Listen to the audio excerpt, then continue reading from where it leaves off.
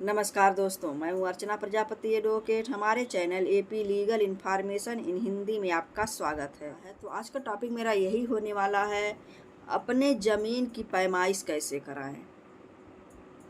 आपके पास ज़मीन है तो अपने ज़मीन की आप पैमाइश कैसे कराएंगे, इसके अंतर्गत हम जानेंगे धारा 24 रेवेन्यू एक्ट जो बनाया गया है 2006, उसमें धारा 24 जो कहती है भूमि सीमांकन की बात करती है, विवादों का निपटारा करने की बात करती है। इसमें जितना आपका है उसमें सीमांकन कर देगी, सीमा को क्लियर कर देगी आपका कहाँ से कहाँ तक है, धारा 24।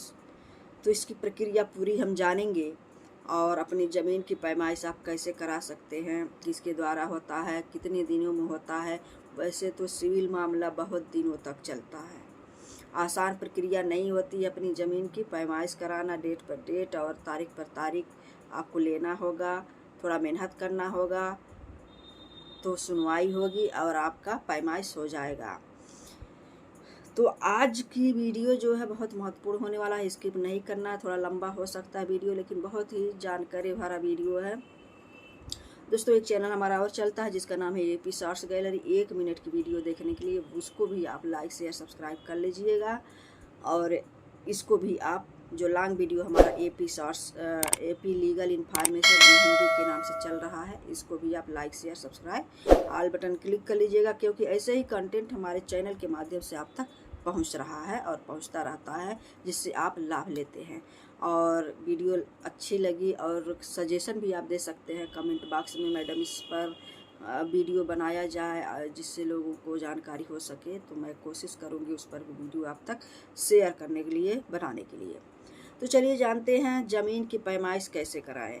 अगर आपके पास ज़मीन है तो आप अगर सही सलामत है, बो रहे हैं, जोत रहे हैं, कोई दिक्कत नहीं है, किसी प्रकार का आपके अगल बगल पड़ोसी तंग नहीं कर रहा है, आराम से आपका सारा कागजों में डॉक्यूमेंट्स में सब क्लियर अच्छा है, तब आपको कोई पैमाइश कराने की ज़रूरत नहीं पड़ती है।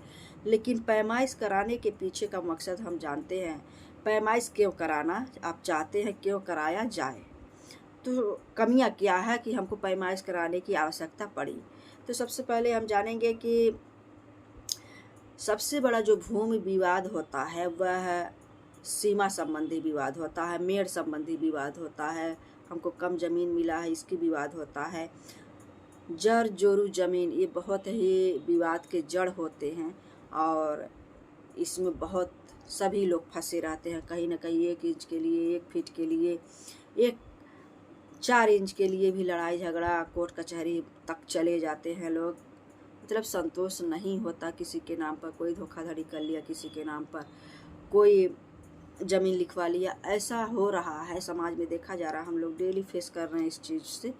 तो अगर आपके खेत से संबंधित, आपकी ज़मीन से संबंधित कोई ऐसा मुद्दा आया हुआ है, सबसे पहली मुद्दा यह है, उसमें समझेंगे कि आपकी ज़मीन की पैमाइश कराने का पीछे का मकसद क्या होना चाहिए। सबसे पहली बात यह है कि आपकी ज़मीन पर कब्जा किसी का और है, आपका ज़मीन है और आपकी भूमि ज़मीन पर कब्जा कोई कर लिया है। इसमें दूसरा पॉइंट है, और हम जानेंगे कि भूमि पैमाइश कराने की आवश्यकता क्यों पड़ेगी। अगर आपकी ज़मीन में पड़ोसी आपका या कोई व्यक्ति या सगा संबंधी कोई है, आपके भूमि में मेड़ बांध लिया है, अपना मेड़ तोड़कर आपके ज़मीन से मेड़ ले लिया है, तोड़ लिया, बना लिया है, ये भी आपका पैमाइश कराने का मकसद इसके पीछे जुड़ा हुआ है।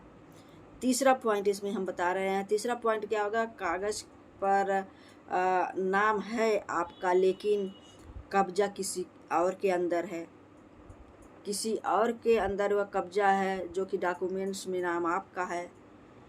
फिर चौथा पॉइंट यहाँ आता है, चौथा पॉइंट में आप यहाँ क्या है कि ज़मीन आप बो रहे हैं, जोत रहे हैं, लेकिन जितना आपका चाहिए उतना ज़मीन नहीं है, आप कम बो रहे हैं, कम जोत रहे हैं।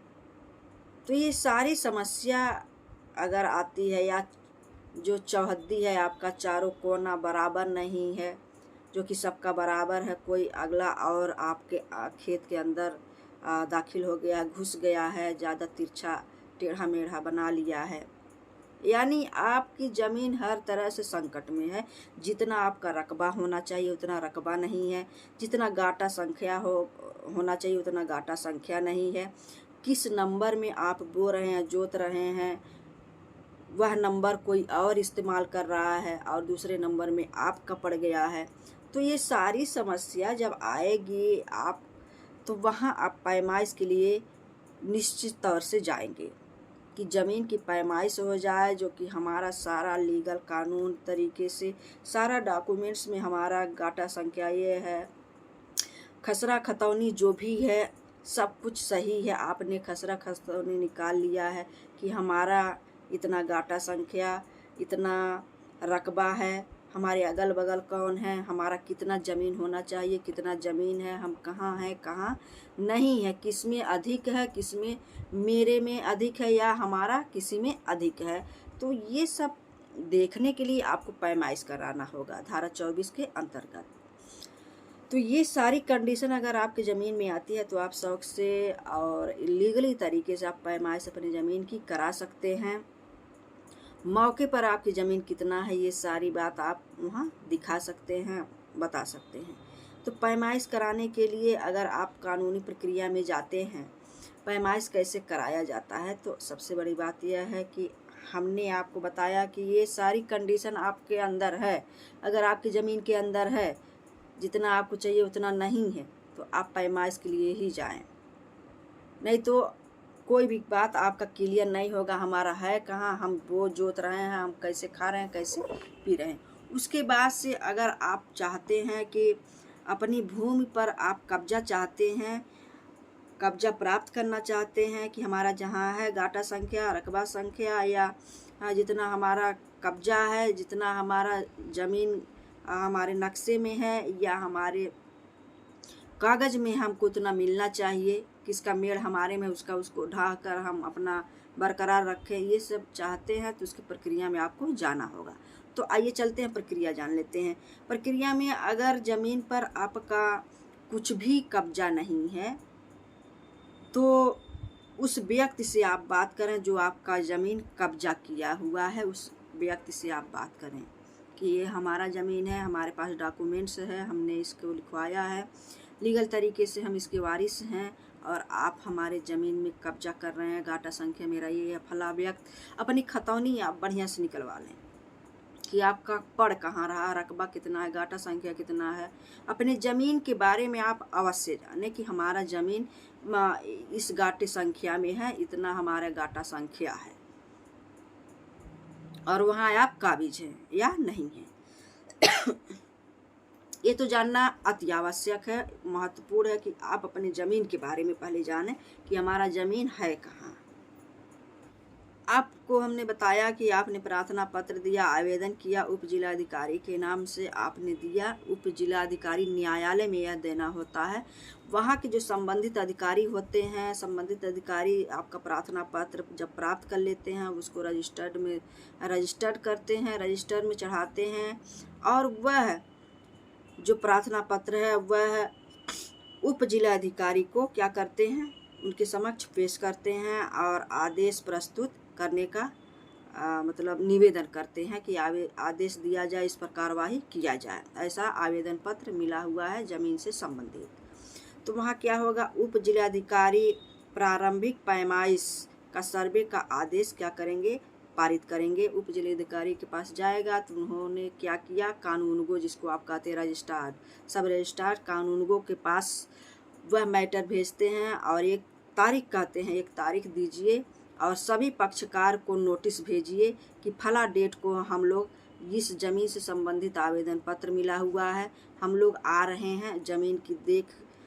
देखने, ज़मीन की देख रेख करने की कहाँ किसका कितना कब्जा है, जितना मौके पर ज़मीन होना चाहिए आवेदक का है या नहीं है, आवेदक द्वारा यह हमें प्रार्थना पत्र मिला हुआ है। एक डेट देने के लिए उप जिलाधिकारी कहेंगे राजस्व कर्मचारी निरीक्षक को यानी कानूनगो को, तो कानूनगो एक डेट देगा और सभी पक्षकारों को नोटिस भेजेगा, उनके एड्रेस पर उनका नाम पता सब रहेगा, भेजेगा और सभी लोगों को यह बात पता चल जाएगी कि फला डेट को यह ज़मीन नपने वाली है या ज़मीन देखने आने वाले हैं कानूनगो। उसके बाद से सीमांकन के लिए, यानी आप आवेदक की तरफ से जो भी आपके पास प्रार्थना पत्र आया है, तो जब सभी पक्षों को नोटिस जारी होगा, नियत तिथि पर बताया जाएगा कि फला डेट को हम लोग आएंगे भूमि का सीमांकन करने, यानी भूमि सीमांकन से संबंधित कार्यवाही करने। उसके बाद की प्रक्रिया हम जान लेते हैं। राजस्व निरीक्षक जो है द्वारा सीमांकन पैमाइश किया जाना। अब राजस्व निरीक्षक यानी कानून को जाएंगे, नियत तिथि पर जाएंगे, नोटिस में जो नियत तिथि रहेगा उसी पर जाएंगे, आगे पीछे नहीं जाएंगे, जो कि जिसको सभी लोगों को यह बात पता रहे कि अब इसके बाद की प्रक्रिया जो है, अभी तक तो उप जिलाधिकारी प्रारंभिक पैमाइश का सर्वे का क्या करेंगे, आदेश पारित करेंगे कि समय से जाकर एक नियत तारीख दे दिया जाए और सभी पक्षकार को एक नोटिस जारी किया जाए कि फला डेट को पैमाइश होने वाला है आपका ज़मीन। सभी पक्षकार उपस्थित हो सकते हैं या रहते हैं नोटिस मिलने के बाद। उसके बाद की प्रक्रिया हम जान लेते हैं। अगर राजस्व निरीक्षक के द्वारा सीमांकन की पैमाइश, राजस्व निरीक्षक जाता है यानी कानून को जाता है, वहाँ पैमाइश के डेट जो पड़ा हुआ है ज़मीन का सीमांकन करने जाता है, तो सबसे पहली बात यह है कि वहाँ पक्षकार लोग सभी लोग रहते हैं जिसको जिसको नोटिस मिला रहता है, जिनके पते पर जाता है, और वहाँ काश्तकार भी उपस्थित रहते हैं जब भूमि सीमांकन होती है, और अगल बगल कौन है सारा ब्यौरा उसमें लिखा जाता है। और उसमें क्या लिखा जाता है, राजस्व निरीक्षक द्वारा यह लिखा जाता है कि गाटा संख्या कितना है आवेदक का, कितना इसका ज़मीन कम है आवेदक का, मौके पर आवेदक का ज़मीन ज़्यादा है या कम है, उसका चौहद्दी किधर है, वो किस में बो रहा है, जोत रहा है, या उसके खेत में उसके भूमि में किसका मेढ़ बना हुआ है, कौन मेढ़ बना लिया है, ये सारा ब्यौरा जो है वो कानून को लिखेगा, राजस्व निरीक्षक लिखेगा।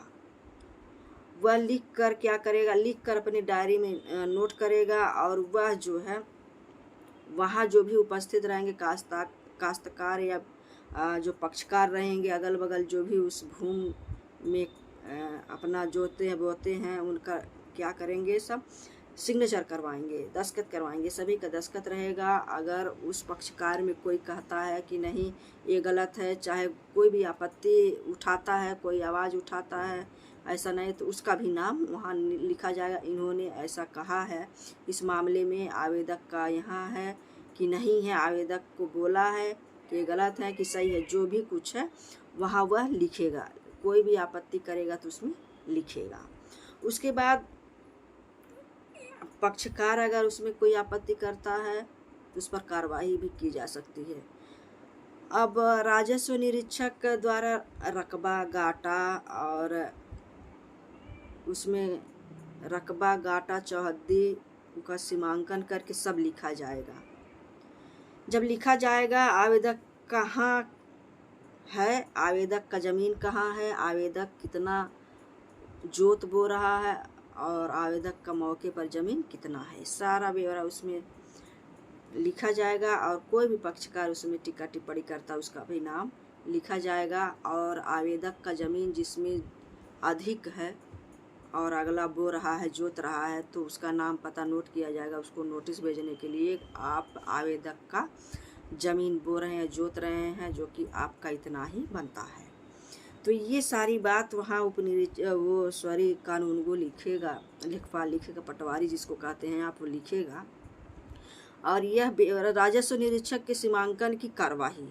उसके बाद से अब कार्यवाही की तरफ चलते हैं। कार्यवाही क्या होगा, अब इतना जब ब्यौरा वह लाकर उप जिलाधिकारी के पास जमा करता है, उनको देता है, अपने 15 दिन के अंदर सारा जो भी है मैटर तैयार करके पैमाइश करके वह देता है। जब देता है राजस्व निरीक्षक द्वारा दिया जाता है, प्रारंभिक निरीक्षण जो उसका होता है वह करके सारा उप जिलाधिकारी को 15 दिन के अंदर दे देना है। उसके बाद आख्या प्राप्ति के बाद जिलाधिकारी न्यायालय में कार्यवाही क्या होती है, ये सारी आख्या जब इकट्ठा कर लेता है तो उप जिलाधिकारी के न्यायालय में क्या कार्य होता है। इसके आगे की प्रक्रिया हम जान लेते हैं।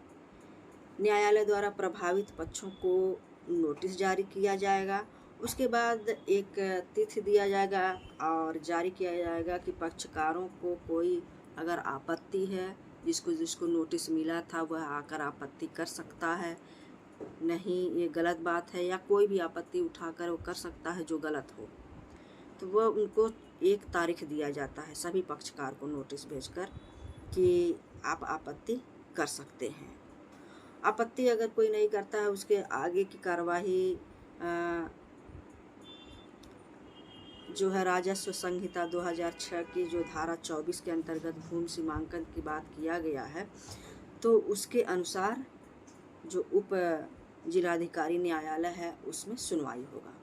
सुनवाई के बाद सभी पक्षों को सुना जाएगा, सभी का बात सुना जाएगा। उसके बाद से आपत्तियों पर सुनवाई होगा, सीमांकन के आख्या पर विचार होगा। उसके बाद सभी पक्षों की सुनवाई का अवसर दिया जाएगा और आदेश जारी करेगा। इतना सारा प्रक्रिया करने के बाद तब जाकर उप जिलाधिकारी न्यायालय द्वारा आदेश पारित होगा, जो आवेदक का सही साबित होता है कि वास्तव में इसका सही है, इसका गाटा संख्या यहाँ है चाहे वहाँ जो भी है, उसको सारे पक्षों को सुनकर, नोटिस सुनकर, हर चीज़ देखकर वहाँ जो उपअधिकारी आदेश देंगे पत्थर नस्ब। हमने कहा था पत्थर नस्ब क्या होता है, तो पत्थर नस्ब यही होता है। सारा प्रक्रिया करने के बाद पत्थर नस्ब का आदेश दे देगा उप जिलाधिकारी और कहेगा जाके इनका जितना भी भूमि बनता है आवेदक का, वहाँ पत्थर नस्ब करवा दीजिए, यानी पत्थर का पिलर गड़वा दीजिए और भूमि सीमांकन करके। उस पिलर गड़ने के दौरान अगर कोई विपक्षी मारपीट झगड़ा के लिए तैयार रहता है या आपत्ति करता है या नहीं होने देता है यह कार्य, तो क्या होता है, वहाँ पुलिस बल तैनात की जाती है शांति व्यवस्था बनाए रखने के लिए। वहाँ पुलिस बल उप जिलाधिकारी के आदेशानुसार वहाँ मौजूद रहते हैं और आवेदक का कब्जा हो जाता है और वह पत्थर नस्ब वहाँ हो जाता है। तो यही था भूमि संबंधी पैमाइश। अपने भूमि की पैमाइश कैसे कराएं। उम्मीद है यह जानकारी बहुत ही लाभकर साबित होगा और हमारे चैनल को लाइक शेयर सब्सक्राइब कर लीजिएगा। तब तक के लिए नेक्स्ट वीडियो का इंतज़ार करिए और नई जानकारी के साथ। जय हिंद, जय भारत।